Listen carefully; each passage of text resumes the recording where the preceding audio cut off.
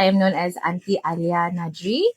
I've been in the education line for almost 17 years. So I started teaching in preschool first, and then I worked my way up until I worked in high school. No, no, no. I've been at a different preschool. I've taught in a different preschool, various Montessori preschool. And from there, I worked myself way up until high school. Yeah. And I joined Brainy Bunch in January 2023. So it's only been close to like 2 years plus only, yeah, with Brainy Bunch. Alhamdulillah. So when I joined Brainy Bunch, I was actually originally hired as an English teacher for high school students, mainly focusing on ESL. I first taught students from sophomore level as well as freshmen. And then eventually, I also helped with Brainy Bunch International School in KL. And over there, I was asked to also teach humanities subjects such as history, global perspective, and geography. And then I guess from there, where they saw my talent or they saw my ability to teach these three subjects. So a few months later, after I joined Cyberjaya, sort of teaching English, they also asked me to teach global perspective as well as geography. So in high school, we have different levels. So we start from preparatory, and then we have freshman student. Then after that, we have sophomore, junior, and then last is seniors. So for preparatory, it's considered as in other schools, they're probably known as year 7 or grade 7. Then go up so forth until senior, which is year 11. So, of course, I started as a normal English teacher in Brainy Bunch. And I guess with the experience I've had in previous schools, I integrated myself quite well because, as I mentioned, I started in a preschool setting. However, I do have background in also teaching students from elementary, part time. So I've done like tuition centers that are at elementary level, and then when I wanted to apply here as a high school teacher because that's what I wanted to progress in my career. So when I joined here, at first it was a little daunting because high school students are totally different, especially with their understanding, especially with the kids nowadays, teenagers nowadays. But as I got to know them eventually and understanding them better, I realized that they're not that difficult, to be honest. It's just a way of how we approach talking to them, understanding them, what their needs are. So, especially it also helped when I joined Brainy Bunch. I had a good team, had a good supervisors who really guided me well and made me understand all the normal procedures, understanding as well as what do you call it, compliances in Brainy Bunch. So basically, before I started teaching high school students, I roughly had a decade of experience of teaching preschool students in elementary. So in a way, I'm still new adapting to understanding high school students. When it comes, what the difference is when it comes to preschool, of course they're young, they're still understanding the world. So as teachers, we are here to guide them, laying the foundation. But as they go up to elementary level, they start forming their opinions, their ideas, and they're able to express themselves better. In but we still, as teachers, we still need to guide them. What's the best path? What's the better understanding in certain things in life? But when you teach high school students, what I noticed the big difference is they have their mind on their own. In a way, this is a level where they reach the ego stage, where they believe that they're big enough, they understand better, they know the world better. So, and especially with the things that they learn now around them with the technology and social media, they feel like they know better. So as a teacher, it's always a challenge, especially to approach them, to teach them, because sometimes they would find something out there that can disprove us. So as teachers, we don't feel affected. We should not feel like, oh, they know better. No, we have to acknowledge the fact that they found this understanding better. So, and then of course enhancing that better, making sure that they expand their knowledge better. So when it comes to dealing with high school students, you just have to believe that they are, like our friend, but with boundaries. They should understand the respect between teachers and students as well. But we teach them like they're like friends. Now, as boss mentioned, the teachers in high school as well as the student in high school, we've created this bond where they are able to um, come and speak to us and trust us. And I think that is the most important thing, to as teachers, to allow them to feel comfortable with us, be able to express themselves. Um, but they need to also understand that there's a boundary, that they have to respect still that they are their teachers. They're basically, the teachers have to be respected. So the respect is still there. But at the end of the day, they are still learning. They are still understanding where to draw the line. uh, why at least a lot of people see it when it comes to high school students and their teacher is because, again, we, even though we want to treat them like they are friends, but at the same time they need to learn boundaries. So the teachers and students, when they have that kind of relationship, the trust that they have for each other, inshallah, the bond is there. That's why when they feel comfortable, they my door, like for example, right now as a principal, I always tell them during assembly that my door is always open for them to rant about something. It could be about their studies or anything else. Some, of course, this is the what do you call it? The phase in their life where they're gonna experience so many things, so many heartbreak, disappointments, excitement. They want to celebrate. So sometimes they need an outlet to express themselves. So the teachers here, when a student gets an A, we celebrate. If they Even though if they fail the paper, most of our teachers will come and comfort them and tell them, you know what, we can do better. So that's why I feel like, or at least how boss can see it, that the students in high school and the teachers, the bond is there. There's a good relationship between them. Now, it is known that uh, for someone who has children, they will go through different phases in life. So when they're younger, between 0 to 6, this is where we can lay the foundation, show them love, show them the support. Then when they reach in elementary, this is where we solidify what they understand, what are rules, what does it mean to be disciplined. But once they enter teenage life, this is where parents, the most number one thing they have to have is being patient. They have to learn to be patient with their children. Why? When it comes to teenagers, they are trying to understand themselves. So I'm sure we all as adults have gone through that phase where no one understands us. So as adults, as parents to teenagers, it is best that first and foremost you have to be patient with them and understand them. Give them room to learn from their mistakes.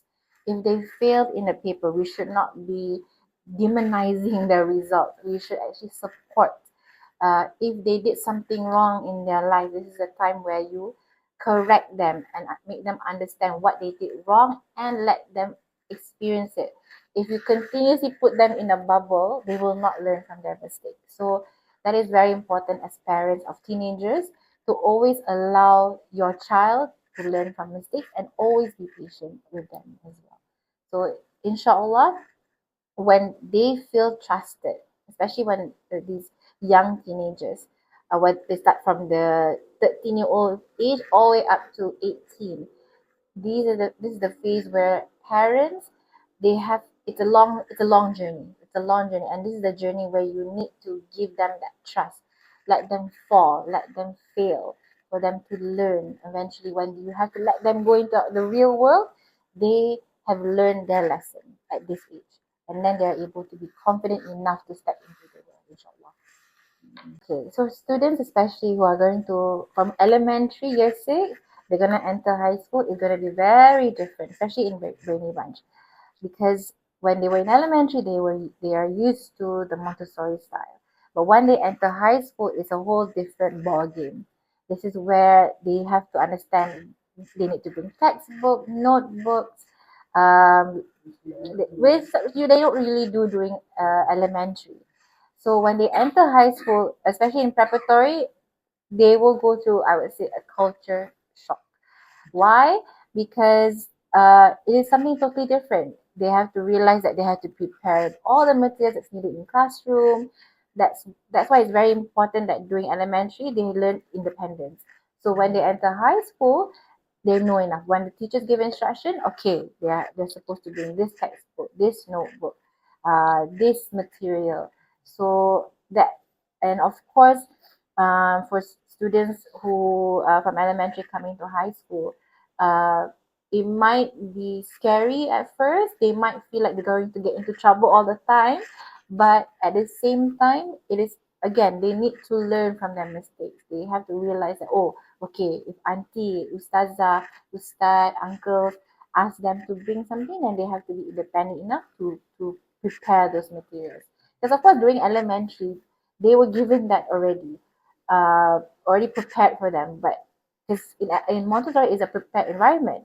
But when it comes to high school, yes, it's in a prepared environment, but at the same time, they have to be independent. So when they're independent, inshallah, they are going to be responsible for their own education. For me, so far, as a high school teacher, uh, for I think the best experience is always look witnessing the students' wins, whether it's in their exams, in competitions, whether they join MSSD, MSSS, witnessing the high school students' wins has always given me this sort of joy, this excitement, this like a proud mother, a proud mother. You know, I've always tell them during assembly that Auntie Alia, look at you guys as my own children. So when you guys do something good, I'm happy. If you do something bad, I will guide you. So when it when I see them winning, when I see them celebrating, they are excited. Even getting a B, they get excited. I will get excited for them. So that is for me the best part of being a high school teacher, because when it comes to teenagers, they're very expressive, but they're at the same time they're also very reserved. They don't want to tell. But when you see them winning, doing something that they're so proud of and they're happy about it, you as teachers especially, you feel like, oh, yay, alhamdulillah, they are excited and proud of what they achieve. And for us, as or what we call it, people watching from outside, we feel like, okay, great, we're very happy for you at the end of the day. Oh, okay. That's okay. Where I started, where I am now. To choose between preschool and high school, wow, they're two opposite of the spectrum, to be honest. They're two opposite of the spectrum. Um, if I have to choose immediately, I would say high school. Why is that? But high school, as much as preschool students, they're cute, they're fun to be with, they're somewhat more, they're easier in some sense, but there's no interaction. In a way, there's very little interaction. But for high school students, um, it could be various of interactions, especially when it comes to expressing. Like I mentioned, I like, as much as we should create a boundary, but treating my students as if they're my friend. That is where they're able to be comfortable and talk to me. Sometimes they're very supportive, and they're more expressive in a sense. This might sound a bit mm, like a vanity thing, but they come and say, Auntie Alia, you look nice today. Like it was like, oh, Alhamdulillah, there's something that's like, oh, okay, even students can warm your heart. In a way, high school students can warm your heart easily, like sometimes. Yeah. Okay. So high school.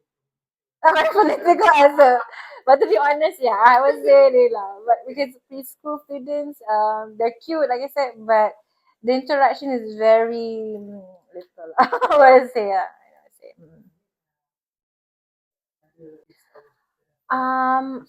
Actually, from what I won't say a lot. I won't say majority, but I do have. There's a lot of the high school students who started in elementary, but there are a handful who actually have been with us since kindy, and there are a lot currently are sitting for IGCSE. So I personally did not witness them from kindy all the way to seniors, high school, but learning, and then when I know that they actually been with Brainy Bunch for that long and watching them grow, it's very obvious of their character. They know adapt very well. They are confident. If I'm mistaken, I believe Nabil, which is one of our BBIS, so he's from Kindi, so he's been with us. A lot of them started very young with us, so very it's pretty much his schooling years. A lot of words with BB. Yeah. So he's been with us since Kindi, and watching him grow, becoming the man that he is now, it just is just justifies the fact that he did very well. Even just to maybe share, like even if he didn't do well in the exam, he was able to be mature about it and understand why, and so he can do better. So we do have quite a handful of students who came with us or started with us in kindy and has is going to finish high school with us as well. So we can see the different characters. Okay. If that is the case, of course, I'm not saying that all students in high school need all angels. But we do have students who will test us, inshallah, yeah? And a lot sense to test us. If it's all like rainbows and sunshine, memang boring. But at the end of the day, but I would say, for those who are struggling, who have challenging who has challenged their teachers, um ada just yesterday. Yesterday ada, aduh sakit hati. They cheated during exam. So no, our exams. Tapi it's like a habit. If we don't correct them now, we have to then they will bring this habit. So they have to face the consequences at the end of the day. We don't, of course we don't cane them. We cannot cane them. Caning, to be honest, does not benefit, to be honest. There's a way, there's an approach to it. But sometimes we have to give the realities in life. We have to. I just read an article. Sultan Nazrin of Perak he addressed regarding the what do you call it? The issue that's happening in schools nowadays. So the thing that he emphasized was that we need to build character first. We need to emphasize on character before focusing on KPIs and academic achievements. So it is very important as teachers is to build character. So if they did something wrong, they have to face their consequences. And if they cannot accept it, then we have to talk it out with them. Why you cannot accept that? For example, if they cheated on an exam and we give them a zero as a punishment, if they're not happy, then they have to accept the fact that you have to receive the zero. And sometimes in life, you have to show them and tell them that nothing comes easy. So we have to tell them to be accept the fact that maybe we won't be an A student all the time. So we have to give them, or at least give them a talk, give them uh, a one-to-one session, because sometimes it's too scary to talk in a big group, so they want to have a one-to-one session. So when they have a one-to-one session with me or the rest of the high school teachers, they will at least, we as teachers, we have to tell them that you have to accept failures. At the end of the day, they accept failures, then you are able to build and improve yourself, reflect on your journey eventually. So that's why I feel like from there it builds character, it builds resiliency. Then inshallah when they enter the real world, they are confident enough to accept and also be accepting that, okay, maybe I'm not going to do well in my uni year, but how am I going to improve myself eventually? So that's very important lah. So kalau if they do something wrong, they have to accept the consequence. If we, what do you call it, sweep it under the rug, they won't learn anything. So that's very important lah. Mm-mm.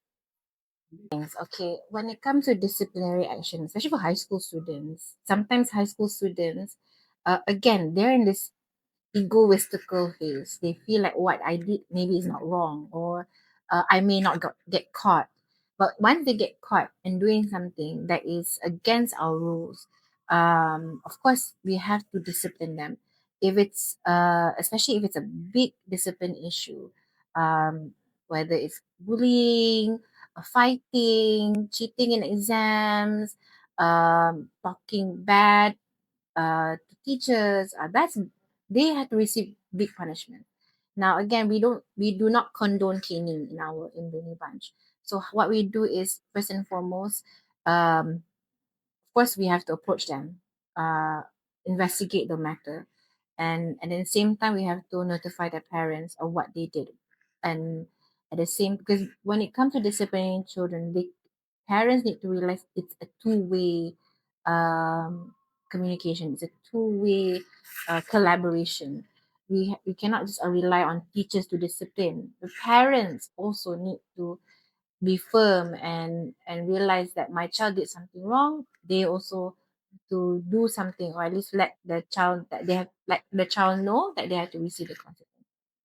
So at the same time, when it comes to disciplining in Brainy Bunch, we we do our best to advise them, talk it out with them if they're having issues, because sometimes they're acting out. There's some internal issues that they don't want to express. They don't know. So it is very important as teachers to be very mindful and very understanding and always aware of what's going on with the children in their classroom. Hmm? Sabar. Ayah sabar. Sometimes teacher tu hilang sabar. Some teacher tu hilang. We do sometimes lose our patience.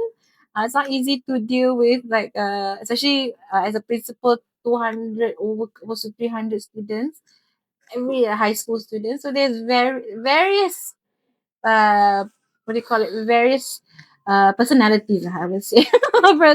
But they know that Auntie Alia, um, she's she can be very stern, but at the same time very sweet. Stern but sweet. So they, if they see my good side, they know they're okay. But if they know I'm serious, they know I'm serious. But I'm very stern. Okay. Dah. Ada lagi? Boleh je. Boleh je. Yeah. Oh, memang kan. Itulah, I just read the article. He just did that talk. I don't know what talk was it. That's why I memang. Uh-uh. Start with Hasri songs. Hmm.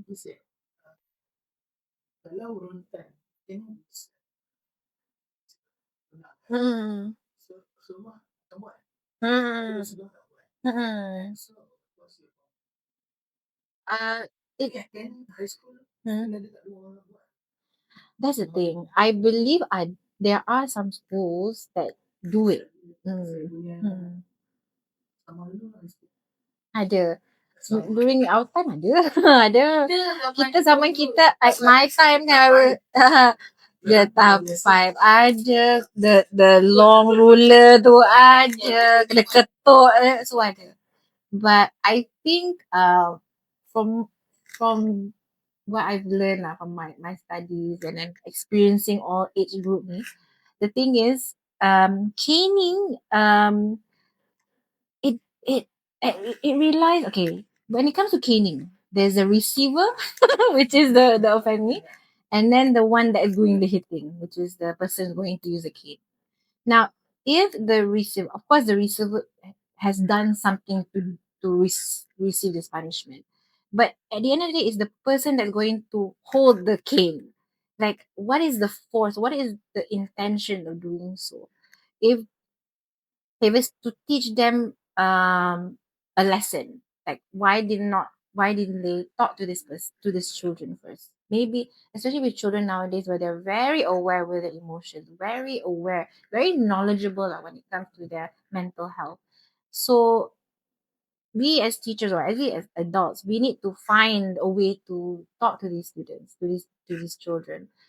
But if, let's just say now, I'm not saying all educators out there, but some educators out there, is they use the kid is because they're angry.